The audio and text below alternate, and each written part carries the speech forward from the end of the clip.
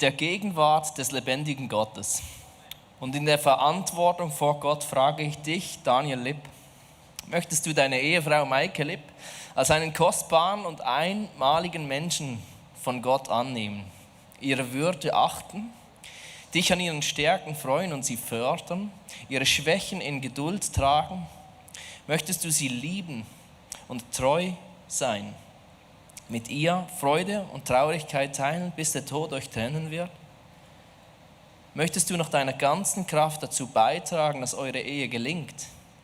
In den großen Fragen des Lebens und auch in den kleinen des Alltags, dass eure Gemeinschaft aufrichtig und liebevoll ist, dann antworte bitte ja mit Gottes Hilfe.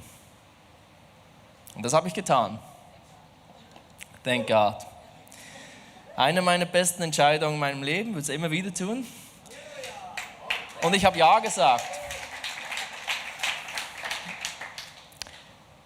Wir sind jetzt ungefähr 12 Jahre verheiratet und nach 12 Jahren, ich lese mir das immer wieder durch, zwangsläufig, weil ich ja die Ehre habe, auch immer wieder Pärchen zu trauen. Das heißt, dieses Trauversprechen fällt mir immer mal wieder vor die Augen und immer wieder lese ich es durch und immer wieder frage ich mich, wie gut gelingt es mir, dieses Versprechen einzuhalten. In den großen Fragen des Lebens, aber auch in den kleinen Momenten des Alltags, auf dass unsere Ehe gelingt und von Liebe geprägt ist, die Gemeinschaft. Und das gelingt mir immer wieder ganz gut. Aber immer mal wieder muss ich auch ehrlich sagen, ist es vielleicht eher so, dass ich dafür gehe, dass mir meine Ehe etwas bringt, als dass ich dafür sorge, dass sie gelingt. Also immer mal wieder merke ich suche gar nicht wirklich nach ihrem Glück, sondern nach meinem. Und es geht gar nicht darum, ob ich sie oder unsere Gemeinschaft im Fokus habe, sondern ob ich etwas gewinne. Ich weiß nicht, ob du diese Gefühle nachvollziehen kannst. Ihr guckt mich gerade so an, wie wenn ich der Einzige wäre, der das so fühlt. Es ist völlig okay. Ich öffne nur gerade mein Herz. Vielleicht betrifft es dich irgendwann mal. Nee, ohne Witz, ich stelle mir immer wieder diese Fragen. Das ist etwas, was mich momentan sehr, sehr stark beschäftigt in unserer Gesellschaft. Wenn diese Me-First-Culture, wo wir uns selbst zuerst zuerst gucken, dass es mir gut geht. Weil wenn ich es nicht mache, macht es keiner. Wenn ich nicht zu mir gucke und gucke, dass ich das bekomme, was ich brauche, wer guckt dann dafür? Und wir sehen momentan, wie es ganze Länder, ganze Regierungen tun. Und das Ergebnis ist nach wenigen Jahren offensichtlich. Egoismus auf dem allerhöchsten Niveau. Und ich kann ein Lied davon singen. Ich tue es ja genauso. Und ich glaube, es lohnt sich da immer wieder hinzugucken, wofür kämpfe ich gerade, wenn ich Beziehung lebe. Das ist jetzt ein Beispiel aus meiner Ehe, aber ich kann das auch ganz gut in anderen Beziehungen. Ich kann das auch in Freundschaften, ich kann das auch in der Beziehung zu meinen Eltern, sogar zu meinen Kindern, in meiner Nachbarschaft. Es gelingt mir überall immer wieder, dass ich zuerst an mich denke und zuerst für mich kämpfe. Die Frage ist, was passiert in unseren Beziehungen, wenn wir das tun?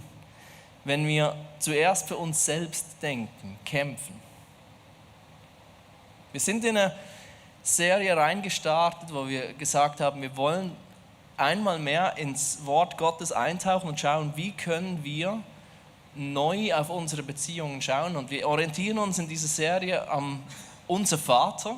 Ich war überrascht, als Mats mit dem hervorgekommen ist, das Unser Vatergebet auf die Beziehungen anzuwenden, aber es macht absolut Sinn. Weil wir sind davon überzeugt, dass unser Vater, das ist nicht einfach ein Gebet. Ich kenne das damals so, unser Vater im Himmel, dein Name. Ich habe das so kennengelernt in meiner alten Kirche. Und ich dachte mir, was ist denn das für eine Beerdigung? Und musste für mich mal entdecken, das ist etwas, was mein Herz bewegen soll. Das ist etwas, was nicht einfach nur ein Gebet, was ich auswendig können sollte als Nachfolger von Jesus Christus, weil es ist ein Gebet, was er gesagt hat, als er gefragt wurde, hey, wie betest du denn? Wie verbringst du Zeit mit deinem Vater? Weil die Jünger fasziniert waren, hat er ihnen ja dieses Gebet gelehrt. Und es ging um viel, viel mehr als einfach nur ein Standardgebet zu bringen, was man regelmäßig beten kann, am besten noch in der Gemeinschaft, sondern es ist etwas, was unser Herz bewegen soll.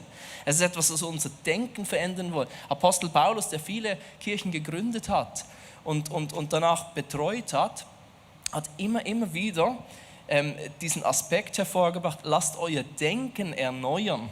Wenn wir mit Jesus Christus unterwegs sind, geht es darum, dass unser Denken, unser Default-Modus, so wie wir ticken, dass sich das verändern darf, weil der Geist Gottes, der in uns lebt, sein Werk tut. Und unsere erste Reaktion gerade das ist, was Gott in uns reingelegt hat. Und wir nicht erst wieder umkehren müssen, sondern dass sich unser Denken und Handeln von Grund auf erneuert. Das soll dieses Herz bewegen und ich bin überzeugt davon, das soll auch in deinen und meinen Beziehungen passieren.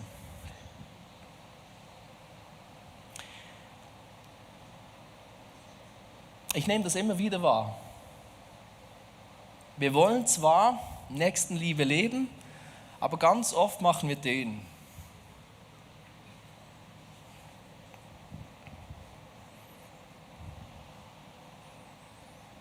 Ich will Recht haben. Wenn du einen Streit mit deinem Nachbarn hast, ich verstehe deine Seite, aber ich sehe meinen Punkt und ich vertrete ihn auch und ich kämpfe auch darum. Ich bestehe auf mein Recht. Ich kämpfe dafür, gesehen zu werden, wenn ich das Gefühl habe, ich werde von anderen übersehen. Ich bekomme nicht mal ein Dankeschön. Also muss ich mich wohl selbst dafür einsetzen, dass ich gesehen werde. Wenn es darum geht, meinen Willen zu bekommen, ich sehe dich, liebe Frau, aber es geht gerade nicht um dich. Und es kann so schnell passieren, dass wir uns zwar was auf die Fahne schreiben, aber dass wir so durch unser Leben gehen. Und wenn ich das sehen will, was wirklich aus mir rauskommt, dann öffne ich Social Media oder ich gehe Auto fahren und dann sehe ich plötzlich ganz viel von diesem ungefilterten Verhalten in unserer Gesellschaft. Und ich reihe mich da vollends ein. Wenn wir einfach für uns kämpfen und das, was wir wollen, das, was wir brauchen, das, was wir uns wünschen, ist das Lauteste in unserem Kopf. Und jetzt kommt Jesus und teacht uns ein Gebet und sagt, nimm mal diese Scheuklappen ab, wo es nur um dich geht und lass mich mal deine Perspektive verändern. Dass du mal das siehst, was ich sehe. Dass du mal alle deine Menschen siehst um dich rum, die deine Brüder und Schwestern sind, alles geliebte Kinder Gottes, ob sie mich kennen oder nicht.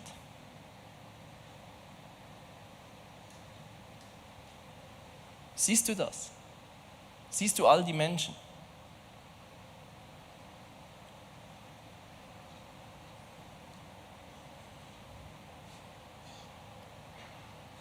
Und dann geht er rein und teacht uns einen Anspruch, den er an uns hat.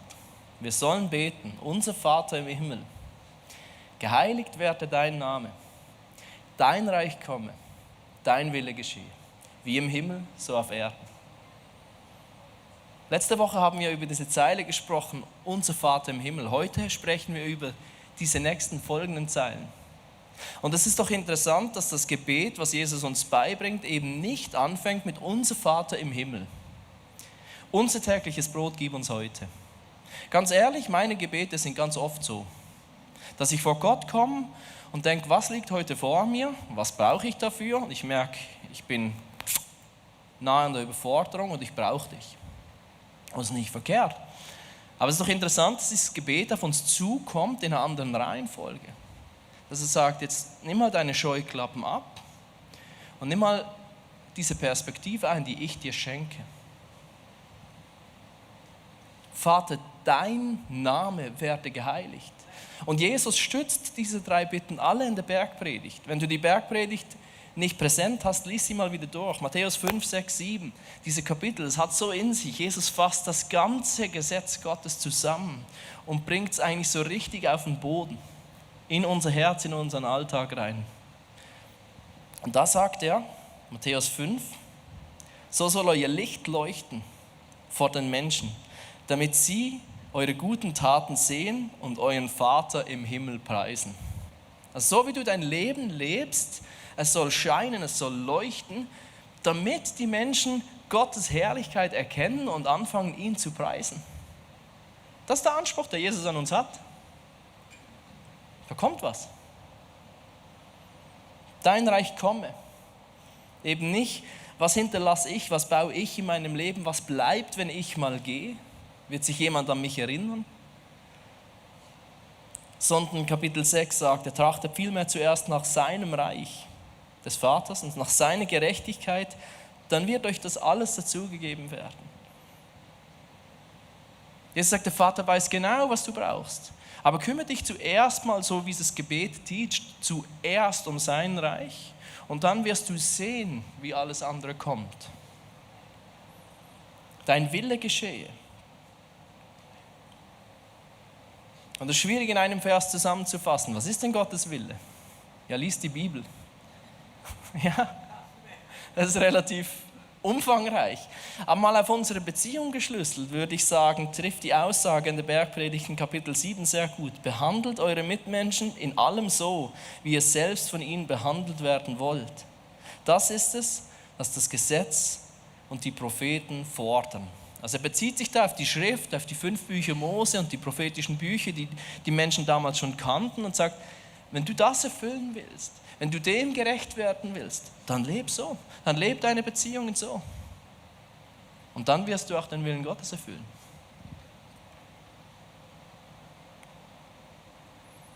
Bin ich der Einzige, der da einen rechten Anspruch rausspürt? Oder fällt das jemandem einfach hier drin? Einem. Du hast es einfach drauf. Ich laufe da immer wieder auf. Ich merke immer wieder, dass es eben doch um einen Namen geht. Dass es eben doch darum geht, was andere Menschen über mich denken, was du über mich denkst. Es geht mir darum, wie mein Leben ausschaut, ob meine Wünsche erfüllt werden, ob meine Träume wahr werden, ob mein Wille letzten Endes Realität wird und in Erfüllung geht. Und so oft muss ich mich da wieder zurücknehmen. Und ich finde es brutal anspruchsvoll. Die große Frage für heute ist für mich, ich will nicht den Anspruch auflösen. Wenn du dich für ein Leben als Christin oder als Christ entschieden hast, dann hast du auch Ja zu einer Spannung gesagt. Und dazu musst du auch heute in dieser Predigt Ja sagen. Ich kann und will diese Spannung nicht rausnehmen. Jesus hat einen Anspruch an uns, wie wir unser Leben leben sollen. Aber er teacht uns auch, wie das funktionieren kann. Und darum soll es heute gehen. Und wenn du deine Bibel dabei hast, dann darfst du gerne den 1. Johannesbrief, ist im hintersten Teil der Bibel, öffnen. Also nicht das Johannesevangelium, sondern den ersten dieser Briefe des Johannes, Kapitel 4. Wir lesen heute einige Verse und der Rest der Predigt werden nur noch um diese Bibelstelle gehen, aus diesem Buch. Und zuerst lesen wir die Verse 7 bis 12. Da schreibt Johannes: Meine Freunde, lasst uns einander lieben, denn die Liebe kommt von Gott. Wer liebt, ist ein Kind Gottes und kennt Gott. Wer aber nicht liebt, der kennt Gott nicht, denn Gott ist Liebe. Gottes Liebe zu uns ist für alle sichtbar geworden, als er seinen einzigen Sohn in die Welt sandte, damit wir durch ihn leben können. Das Einzigartige an dieser Liebe ist, nicht wir haben Gott geliebt, sondern er hat uns seine Liebe geschenkt. Er gab uns seinen Sohn, der alle Sünden auf sich nahm und sie gesühnt hat. Meine Freunde, wenn uns Gott so sehr geliebt hat, dann müssen auch wir einander lieben. Niemand hat Gott jemals gesehen. Doch wenn wir einander lieben, bleibt Gott in uns und seine Liebe ist in uns zum Ziel gekommen.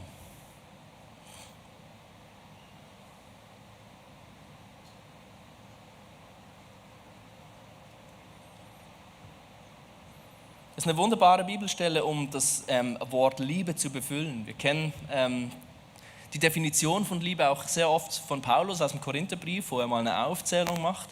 Aber hier kommt so ein wichtiger Aspekt nach vorne, der uns von unserer gesellschaftlichen Prägung immer wieder, geteacht werden muss. Liebe ist viel mehr als ein Gefühl. Liebe fordert Taten ein. Also was bringt es, wenn ich gefühlt meine Frau Maike liebe, aber nichts, was ich tue, spiegelt das wider, zeigt ihr das. Einerseits sind es Worte, die ich aussprechen kann, die meine Liebe offenbaren, aber es müssen irgendwo auch Taten sein. Also wenn ich abends heimkomme, ich bin müde, sie ist müde und ich lasse sie alles machen, kann ich abends schon sagen, ich liebe dich, gute Nacht. Aber ich weiß nicht, ob sie mir das wirklich abnimmt. Jetzt gucken sich die Ehepärchen so an. Sorry, ich wollte keine Krise auslösen.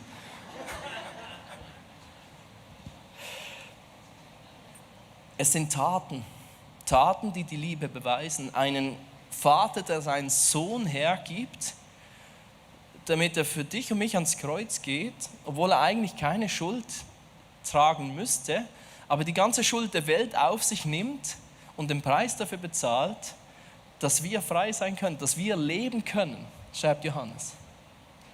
Das ist Liebe. Mehr als einfach nur 3 Worte, die schön sind, die wichtig sind. Aber es folgen Taten, die es beweisen, die es belegen, wo ein Mensch nicht mehr sagen kann, ich glaube die Liebe nicht. Nein, sie wurde offensichtlich. Und der letzte Vers, der ist mir so eingefahren. Ich lese ihn nochmals kurz vor. Niemand hat Gott jemals gesehen. Doch wenn wir einander lieben, bleibt Gott in uns und seine Liebe ist in uns zum Ziel gekommen. Gottes Liebe tut etwas in uns. Niemand hat Gott je gesehen, sein Angesicht. Aber Johannes schreibt hier, wenn ihr einander so liebt, wie Gott uns liebt, dann wird Gott offensichtlich. Jesus sagt mal, an der Liebe zueinander werden die Menschen erkennen, dass du mich gesandt hast. So wie wir miteinander umgehen, wird der Gesellschaft, die diese Liebe nicht benennen können, offenbar, wie Gott ist.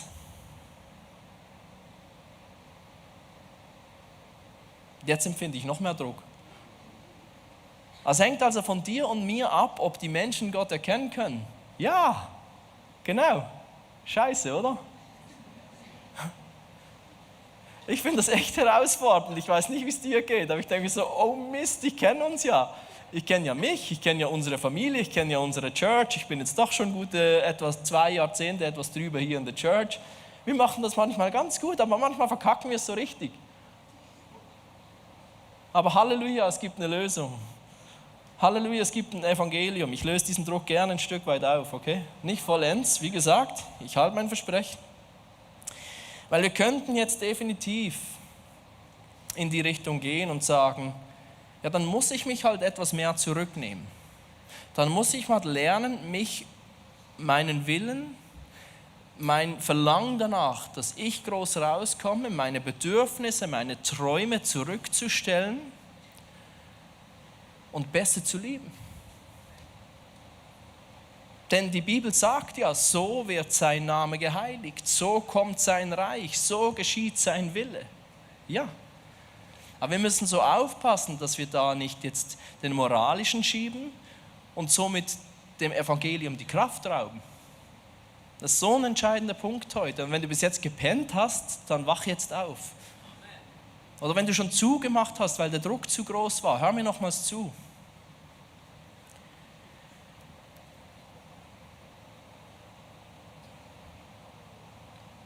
Manchmal, wenn wir solche Bibelstellen lesen, wenn wir uns mit solchen Themen auseinandersetzen, wenn wir uns der Spannung öffnen, wird der Druck so groß, dass wir in einem gewissen Sinne zumachen und irgendwo den Denkprozess abschließen und abbrechen und nicht zu Ende forschen, wie soll das denn wirklich funktionieren? Weil hat Jesus alles getan oder hat er es nicht getan? Beantworte mir die Frage. Er hat es doch getan, oder? Also geht es doch immer wieder darum, wenn wir diesen Anspruch an uns wahrnehmen, zu schauen, ja okay, du hast ja den Preis schon bezahlt, du hast es ja schon getan, wie funktioniert das dann? Johannes hat es eigentlich redundant beschrieben. Er hat in dem Kapitel, ich weiß nicht, ob du es gemerkt hast, hat er den Vers schon drin gehabt, aber im Vers 19 von diesem Kapitel 4 doppelt er nochmals nach. Er sagt, wir lieben, weil er uns zuerst geliebt hat. Und das ist ein ganz, ganz wichtiger Punkt, wenn wir uns mit der Thematik auseinandersetzen, mit der Thematik der Nächstenliebe. Weil letzten Endes ist es eine klare Forderung, das Doppelgebot der Liebe, liebe deinen Gott und liebe deinen Nächsten. Und dann hast du alles getan, was das Gesetz einen Anspruch für dich hat. Wäre es nur nicht so schwierig. Aber der entscheidende Punkt ist, Gott hat dich zuerst geliebt. Und hat es dir bewiesen am Kreuz.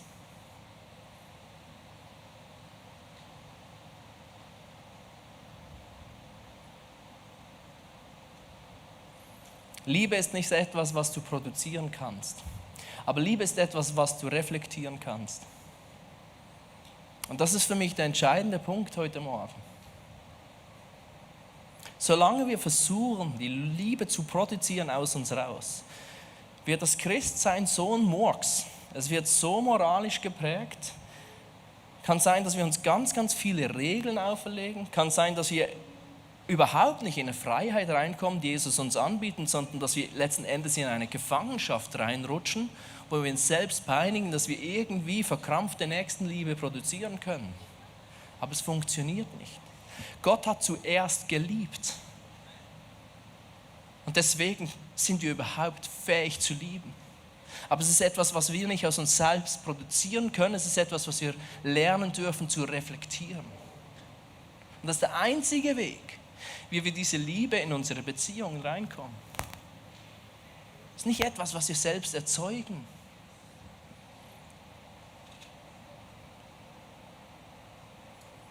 Ich glaube, es ist, wenn du auf Elternhäuser, auf Familien schaust, ich finde, das ist ein gutes Beispiel, wo es relativ deutlich wird. Aus Geliebten werden Liebende.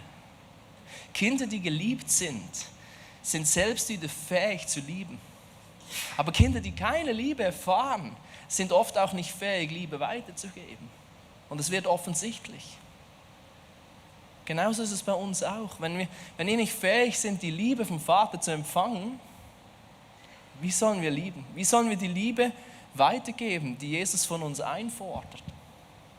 Die Johannes von uns einfordert, die Paulus von uns einfordert. Das ist ein Chorus, den finden wir im ganzen Neuen Testament. Ich habe dir ein Bildbild gebracht vom Mond. Ich finde das ein super Beispiel. Ich weiß nicht, wie viele Songs darüber gibt, dass dieser Mond leuchtet. Und der Klugscheißer in mir springt da ungemein schnell an. Der reflektiert. Kinder, schreibt mal richtige Songs, wo das klar kommt. Der macht überhaupt nichts. Der hängt einfach nur in der Luft und dreht sich ein bisschen. Aber es sieht wunderschön aus. Und er ist fähig, die ganze Welt zu erhellen, auf der Seite, auf der er ist. Wann hast du zuletzt einen richtig schönen Vollmond gesehen? Ich meine nicht diese Sonnenfinsternis, die wir alle so geguckt haben, obwohl wir nicht recht reinschauen dürfen, weil es keine Brillen mehr gab. Sondern ich meine diesen Vollmond, den du angucken darfst mit offenen Augen, der einen Frieden reinbringt, der jedes kleine Kind fasziniert. Nachts, wenn meine Kinder Angst haben, kann ich sie nehmen und sagen, komm, wir schauen den Mond an. Und die Welt ist wieder in Ordnung. Und irgendwas kommt rüber. Und ich sehe sogar meinen Schatten, wenn Vollmond ist. Also das Ding hat Power. Aber nicht, weil der Mond irgendwie leuchten würde, weil er eine Energie in sich trägt. Nein, wir wissen alle, oder wenn du es nicht weißt, hör mir zu und schreib mit, die Sonne trägt die Energie mit sich. Der Mond hängt nur rum. Verstanden? Do we agree? Es gibt manche Leute, die glauben andere Dinge. Ich bin offen für Kritik. Aber so habe ich es beigebracht bekommen. Ich war noch nie oben, aber ich habe es gehört. Dass der das Sonnenlicht aufnimmt und wiedergibt.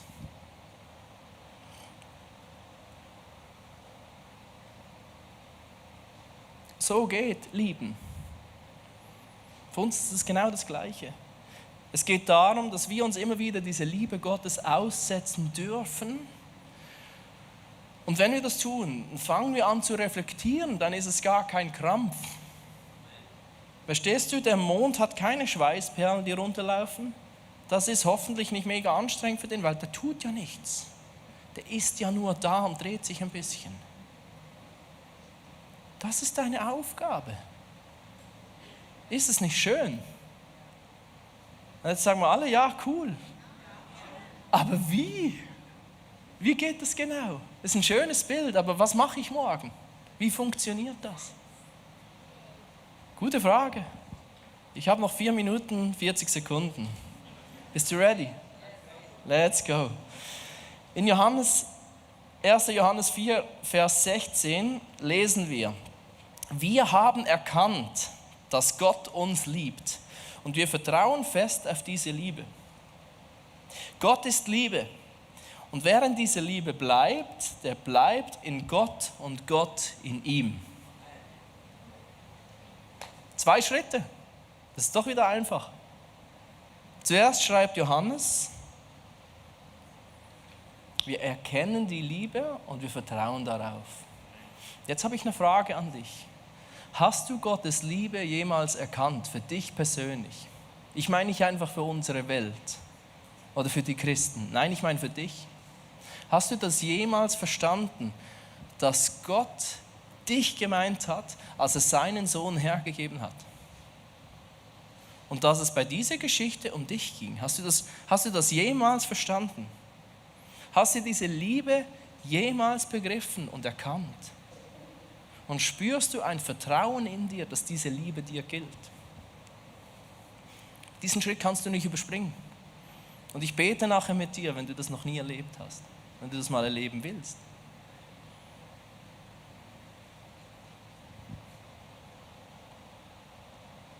Aber wenn du es schon mal erkannt hast, ich meine, ich liebe meine Frau, ich liebe dich, Maike, dass ich das mal wieder gesagt habe in aller Öffentlichkeit. Aber manchmal hilft es, wenn wir uns aktiv daran erinnern. Wir gehen zum Beispiel einmal im Jahr an eine Ehekonferenz, wo wir immer wieder solche komischen Übungen machen, wir uns in die Augen zugucken, eine Minute nichts zu sagen, und ich fühle mich total komisch bei solchen Übungen, aber ich lasse mich darauf ein, weil es lohnt sich manchmal Wege zu suchen, sich zu erinnern. Und so ist es auch für uns, dieses Symbol darf nicht einfach romantisch werden.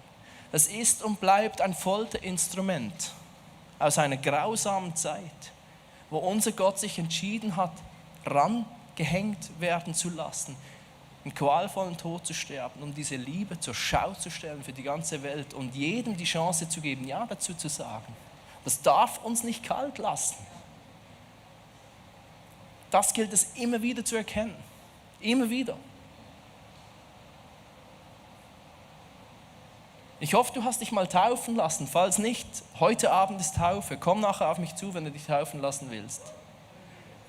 Aber da hast du Ja gesagt zu dieser Liebe. Da hast du Ja gesagt, ein Kind vom Höchsten zu sein.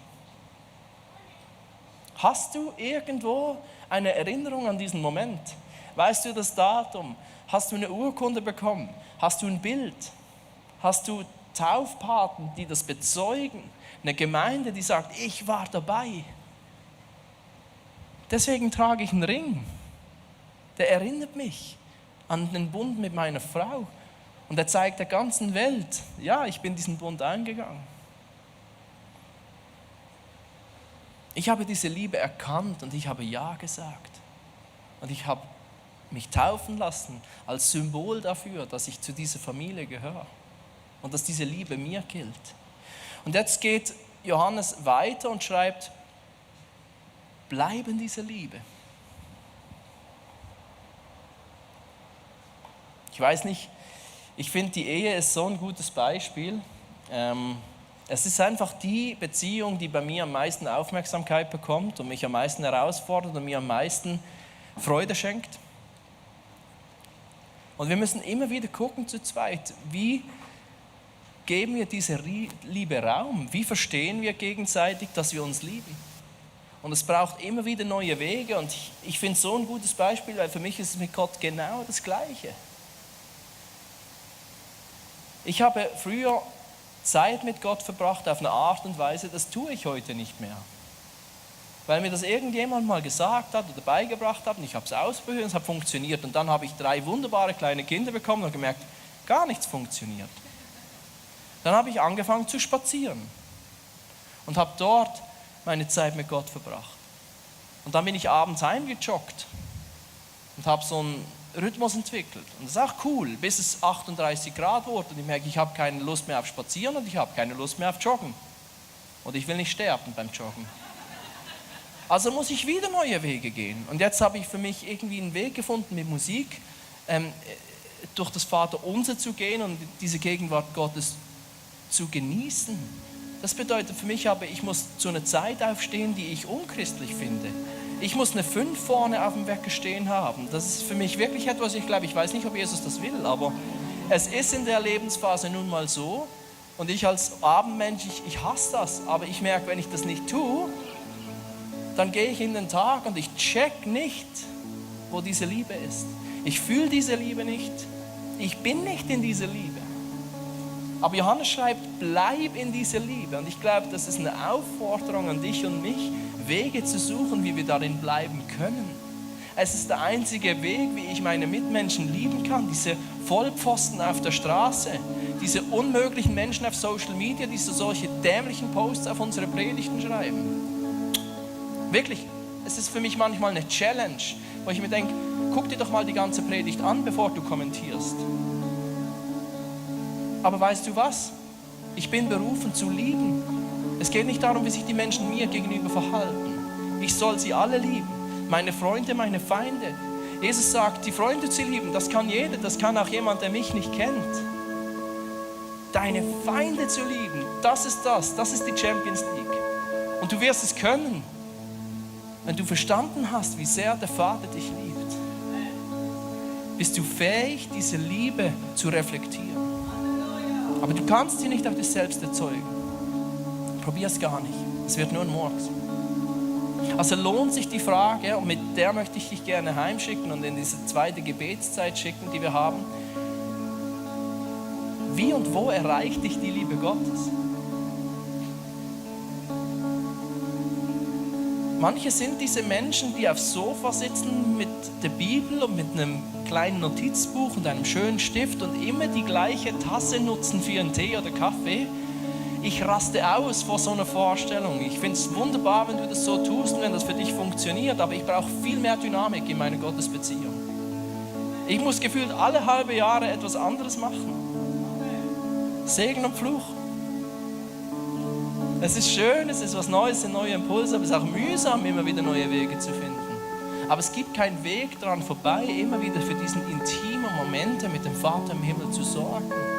Weil wenn wir versuchen, seinen Namen zu heiligen, seinem Reich nachzutrachten, seinen Willen groß zu machen in unserem Herzen und in unseren Gedanken, gibt es keinen Weg daran vorbei, immer wieder zu verstehen, wie groß diese Liebe ist.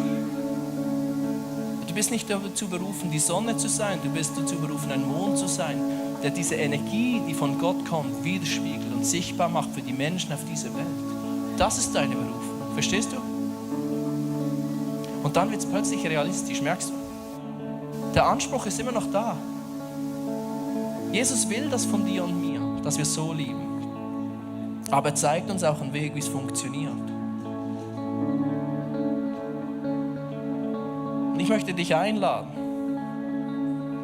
Mach dir Gedanken dazu, wie du diese Gottesbeziehung, dort wo du alleine mit ihm bist, wie du die gestaltest. Es ist nicht nur dort, wo du diese Liebe begegnest. Es sind auch Orte wie hier. Für gewisse Menschen ist die Natur enorm wichtig, für andere ist die Musik enorm wichtig. Aber dann kämpfe in deinem Leben, in deinem Alltag, in deinem Terminkalender dafür, dass das Raum bekommt. Das ist der einzige Weg, wie diese Liebe wirklich dein Herz erreicht und letzten Endes auch dein Umfeld. Ich bin überzeugt, wenn wir unsere Beziehungen so leben, wenn wir unsere Liebesbeziehungen so leben, unsere Freundschaften, unsere Beziehung zu unseren Eltern, zu unseren Kindern, zu unseren Nachbarn, zu den Menschen in unserer Schule, in unserem Studium, auf der Arbeit, wenn wir anfangen, die Menschen mit dieser Liebe zu begegnen, die Beziehungen werden nicht mehr die gleichen sein. Und das ist mein Wunsch für dich, dass du solche Beziehungen leben darfst.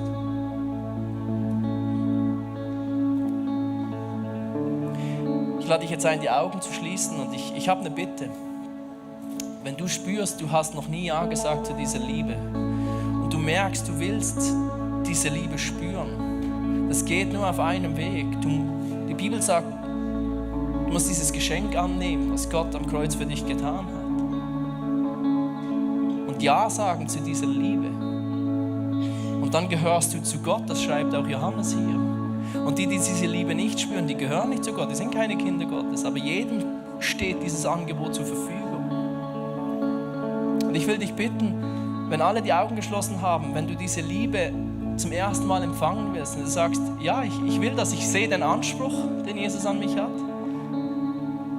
Aber ich sehe, mit dieser Liebe wird mein Leben ganz ein anderes sein. Dann gib mir ein Zeichen, dann bete ich mit dir. Du kannst einfach kurz deine Hand hochhalten, wenn das dich betrifft. Ja, ich sehe dich. Ich sehe dich auch. Ist noch jemand anders hier? Ich lasse dir gerne Zeit. Ich sehe deine Hand. Lass uns beten. Vater im Himmel, ich danke dir, dass du mich liebst. Ich danke dir, dass du mich mehr liebst als einfach nur mit Worten. Ich danke dir, dass du mir deine Liebe gezeigt hast am Kreuz, dass du deinen Sohn hingegeben hast und ihn nicht verschont hast. Er hat es nicht verdient hat, einen Tod wie diesen zu sterben. Aber er hat das getan, dass diese Liebe offenbar wird und dass ich das Leben haben kann. Und Vater, ich sage jetzt Ja zu diesem Leben. Und ich öffne mein Herz für dich. Du darfst mit deinem Geist in mein Herz reinkommen und anfangen zu arbeiten. Zeige mir auf, was nicht in mein Herz gehört, nach deinem Willen. Und fange an zu pflanzen, was wachsen soll. Mach mich zu einer Person, die deine Liebe reflektiert, die jeden Morgen deine Güte neu versteht und fähig ist, sie weiterzugeben, weil es einfach überfließt. Das beten wir in deinem Namen, Jesus, weil du es möglich gemacht hast. Amen. Lass uns noch, wenn das okay ist, einen Moment einfach still sein, dass Gott noch jedem Einzelnen reden kann. Weil ich glaube, ich habe jetzt am Ende nicht einfach eine Lösung gebracht, wie du das machen kannst in deinem Alltag. Aber ich fände es schön, wenn wir noch Raum schaffen können für Gottes Reden. Weil er ist heute hier und er sieht dich. Und fang an, diese Fragen, die du jetzt in dir trägst, mit ihm zu wälzen. Und vertraue darauf, dass er spricht jetzt in den nächsten Songs über diesen Tag hinaus.